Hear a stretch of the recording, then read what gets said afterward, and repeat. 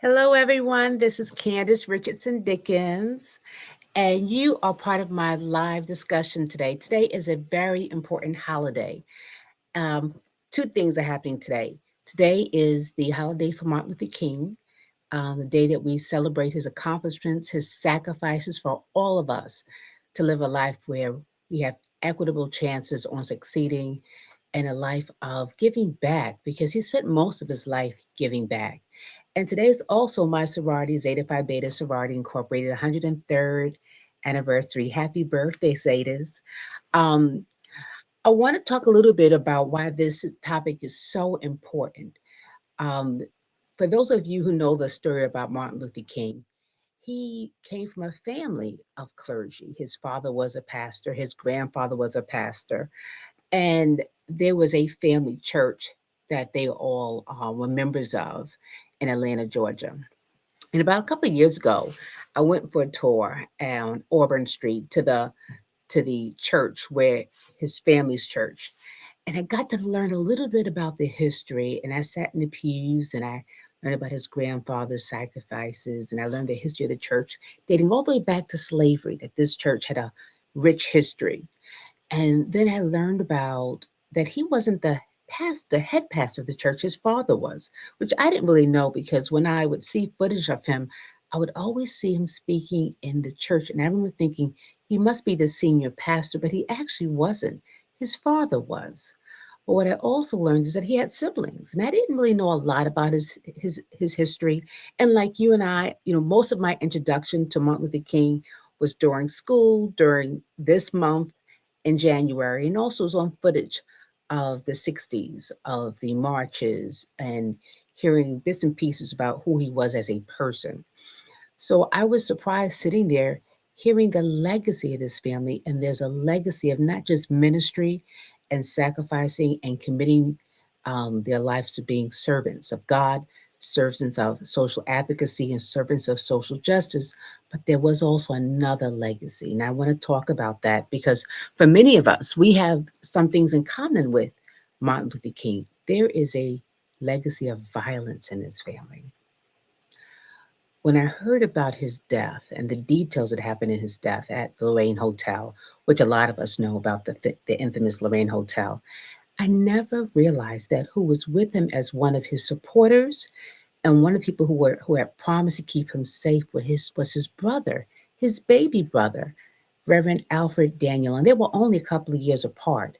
So you know what it's like if you're a sibling, when you have a brother or a sister sibling who's 1 to 2 years apart, you're like twins. Parents experience you as the twins because when one person's in Pampers, the other one's starting to lift up or starting to crawl, and you grow up together. So imagine these two brothers being extremely close because they are the babies. They are the ones who play together, who are mischievous together, but they're also the ones that are betrothed for the throne, right? There was an older brother that Martin Luther King had that passed away. So he was second in line. He wasn't first in line, he was second in line. And his baby brother, Alfred Daniel, was third in line. So because there was one that was esteemed or destined the to be successor of the father, Martin and Alfred had a unique relationship where they could explore things that the eldest brother could not have explored. They had freedoms. Martin Luther King was able to commit many times of his life going to different parts of the world or parts of the country, advocating for poverty, advocating for better housing conditions, advocating for equal rights, advocating for people who didn't have a voice. And his brother, who was his youngest brother, is like a best friend. So you know how best friends go, right? Where one goes, the other follows. And his brother committed himself to making sure that his closest brother, Martin, was always safe. So when Martin Luther King decided to move into the housing projects to make a point about unfair housing, his brother was right with him.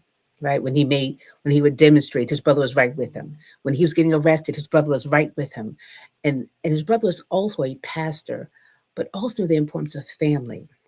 So there was this pattern, because similar to Martin and his brother, his father and his siblings were very close. So there's this pattern of closeness amongst siblings. So there's another pattern, right? Pattern of clergy and ministry professional pattern, and there's a pattern about close sibling relationships that I am my brother's keeper, I am my sister's keeper.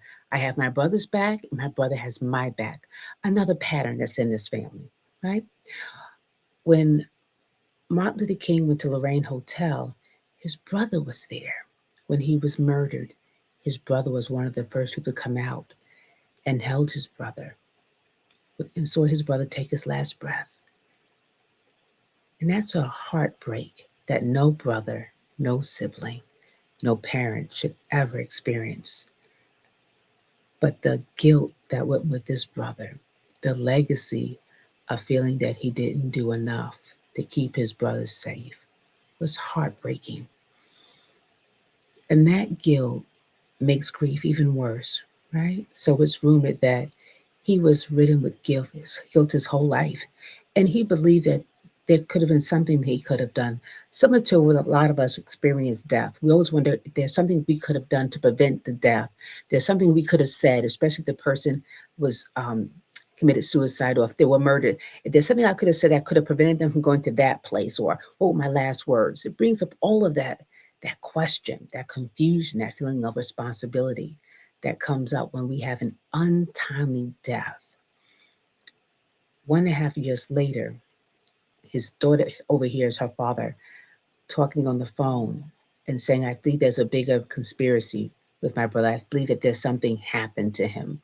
I don't think it was just one person, it was several persons, because he believed that it was so coordinated, um, that there had to be a conspiracy around by his brother's death. Shortly thereafter, he was found dead in a pool at the family home with no clothes except for his boxers and t-shirt on, with rope necks or chain necks around his neck. And the family believed that he was an avid swimmer, so this couldn't have been an accident. But the way that it was pronounced by the coroner was that it was a drowning. But what this family said was, it's weird. How could a man who's drowning have no air, no water in his lungs? And you and I, who know CSI, who watch all those forensic shows, know, yeah, when you drown someone, there should be some water in the lungs. His family felt there was a mystery around the death, similar to there was a mystery around Martin's death. Right, here's another pattern that comes up. There's another mystery about who was responsible for Martin's death, because it was believed it wasn't couldn't just have been one person. It was too coordinated. Now there's a mystery around this other brother's death, Alfred's death, where once again the family is surprised that an untimely death from someone who wasn't sick, who wasn't old, who was also in his late 30s. Right, year and a half later, they are burying another family member. There's another legacy of heaviness with this family. Some to the Kennedys, there's a family who's very pronounced, who is the pedigree is of excellence. There's a pedigree of service, similar to the Kennedys, but there's also this this this thing about both families, about tragedy following both families. And on Martin Luther King's anniversary, his holiday, I just want to just notice that there's this pattern that comes up regarding grief and tragedy that comes up. And then 6 years later, his father is preparing to preach, and the person who was supposed to play the piano does not show up. So, as you know, if you've ever been to a Baptist church, you know the pastor comes out last. He doesn't come out first. Often he comes out last, or he's sitting on the stage, or he's someplace else. And at the piano is Martin Luther King's mother playing the piano, getting people ready who are coming through the doors. And in burst a man that was very angry, who was a soldier from a war, who was screaming that people were against him and that he was being set up and he knew the truth. And as people were turning their heads looking at him, he brandishes a gun and starts shooting, and it hits one man, a deacon, and it hits another person. And people had tried to restrain him. They got him on the floor, and they felt relieved. And then they heard a shriek, a cry, and Martin Luther King's mother had been murdered. Body slumped over the keyboards of the piano with blood oozing from her. They rushed her to the hospital. and she was barely alive and was pronounced dead several hours later. So now we have, within 6 years, three major deaths, right?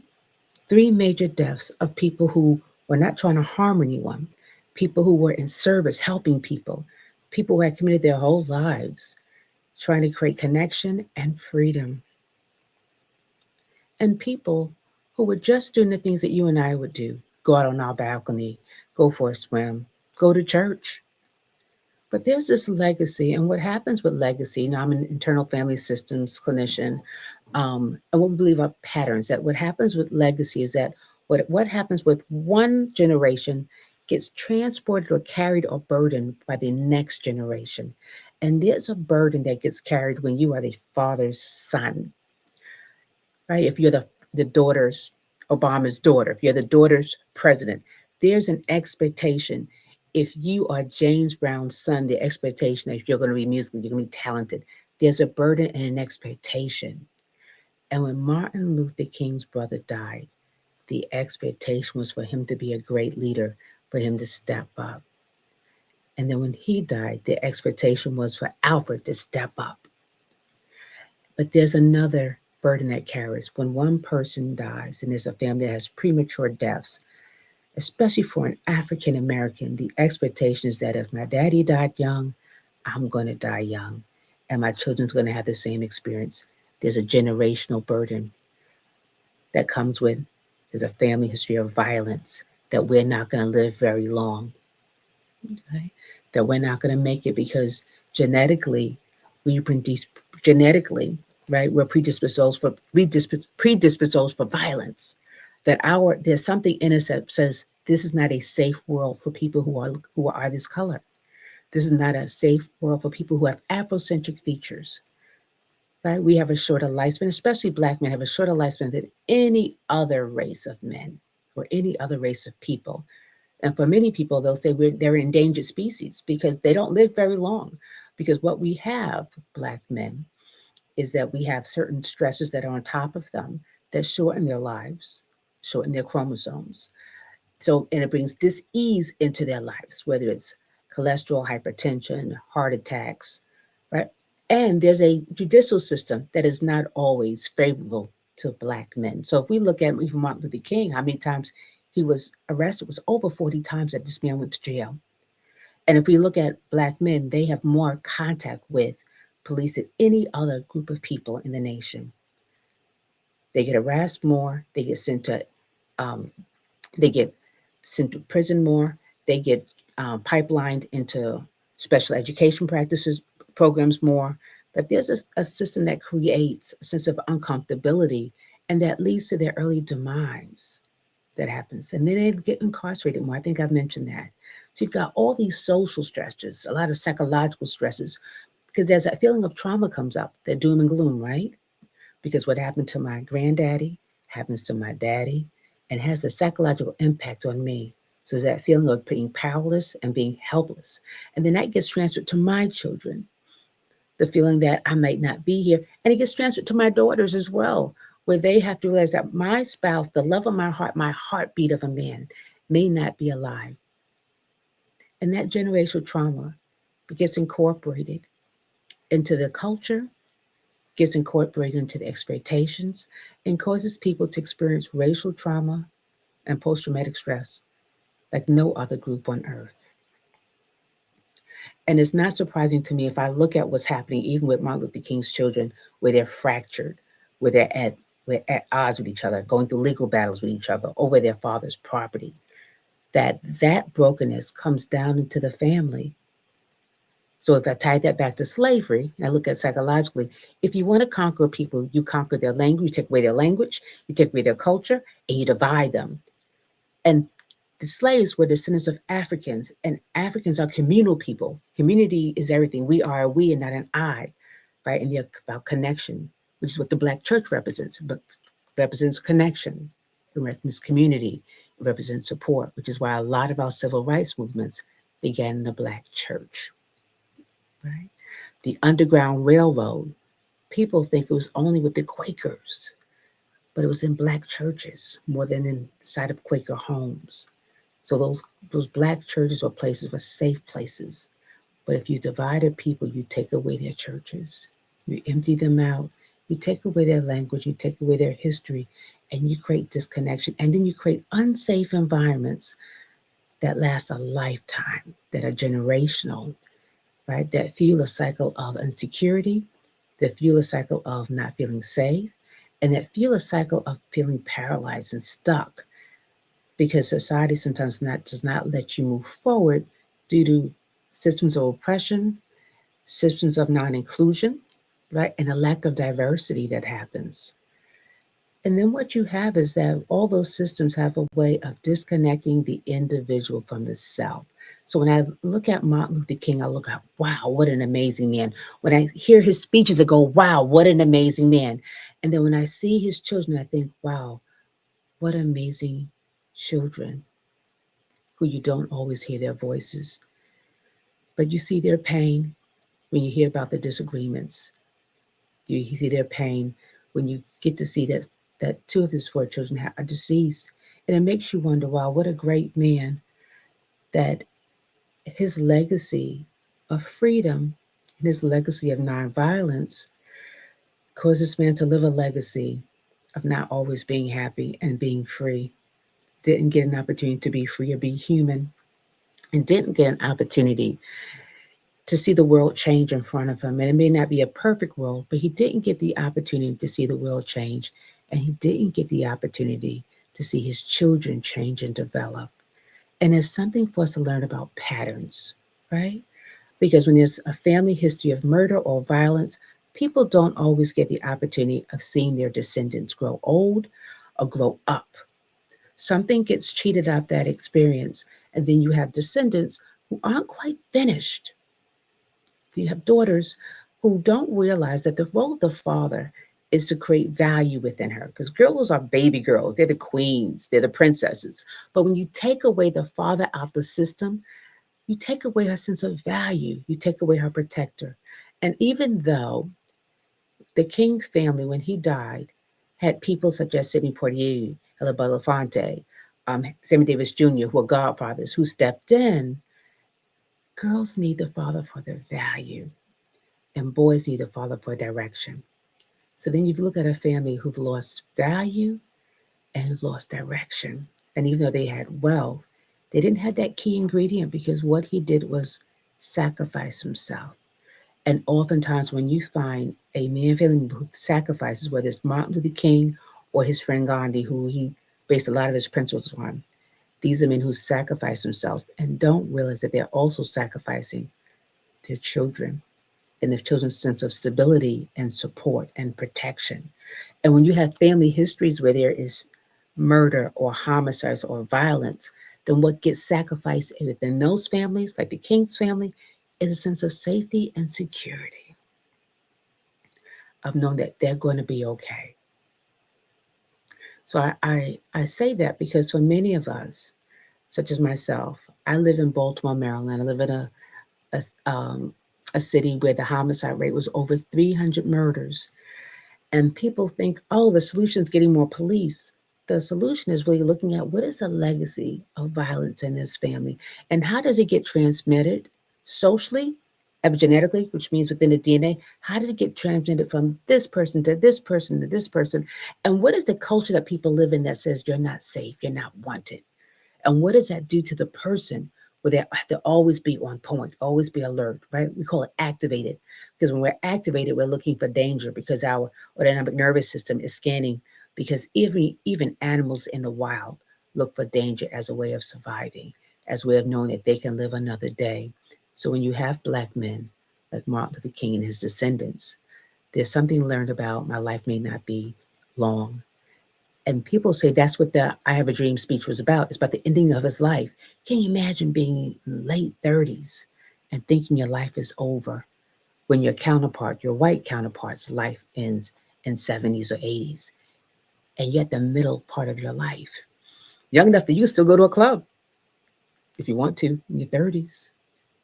But can you imagine with four children looking at the end of his life and not knowing that he hasn't really seen full life? Full life doesn't come into those 40s or 50s when things come full circle and you become more of an I and your children grow up and you get some of those freedom. And this is a man who didn't get freedom, who wasn't quite free. And when I look at his descendants, they don't seem quite free either. Isn't that interesting? A man who's about freedom has descendants who aren't free. Free to roam, free to believe, free to dream, free to be in a society where there's really diversity and equity. And if you're someone who has a family history of violence and recognizing that there's patterns, maybe I'm not physically violent, but I'm violent in my tongue, or I'm violent in my behavior, and we'll say, wow, you've learned that from someplace, and what you've learned, you're carrying it into the next generation, and you can make the choice to change it. It's never too too early or too late to make the choice to change the cycle, to end it, to make the decision to be present, to do self care, to not do any harm, to really look at, in addition to my life's work, what is my life's purpose? What is my purpose in my own life, in my children's life? And what is my purpose in ending cycles of violence and in healing cycles of violence? What is my commitment to living a long life as long as I can? Because sometimes society makes decisions that aren't in alignment with our decision to live long lives. But what can I do to decrease my ability, my risk of being harmed? What can I do to be proactive in creating a message, not just about caring for the others in the world, but also do a message about self care? Because when I look at this man's legacy, he did so much for him, for other people. And when he decided to take care of himself, he did it in ways that sometimes dishonored him with the affairs and some other choices, but it also made him human. And wouldn't it have been amazing if he could have been both, if he could have helped others and helped himself and been present for the family in a way that wouldn't tax the world? I wouldn't have taken him away before it was too soon. Wouldn't it have been amazing if his mother could have finished the song she was playing and felt safe within her church home? Because some of us during Martin Luther King don't feel safe within our homes because we don't know who's coming through that door or what's coming our way, because that's part of the legacy of what we've been living and how people have been living.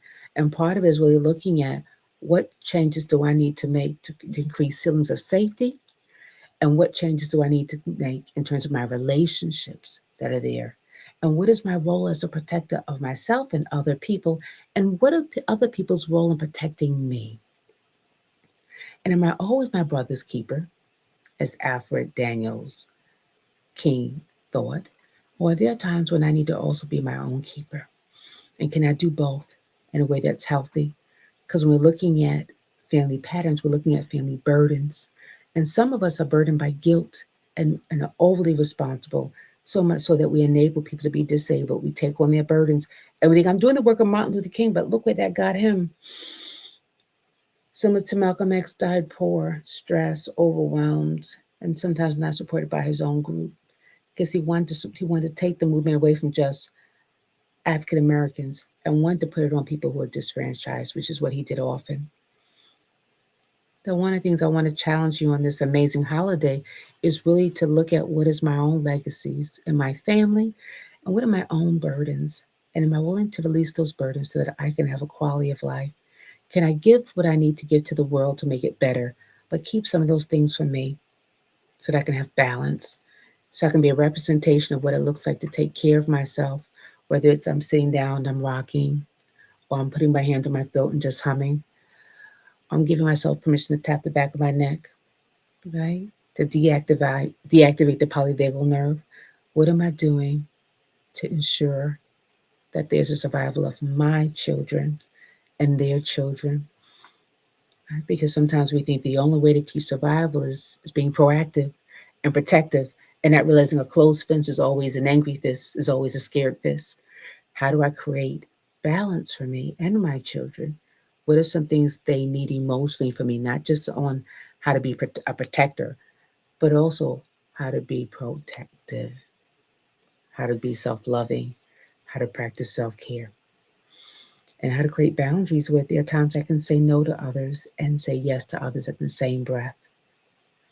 So I'm hoping that you take away from this talk the importance of looking at your own family legacy and see if there's a legacy of healing, a legacy of caring, a legacy of space, and a legacy of making you a priority. And what is that legacy of protection and who supports you in that?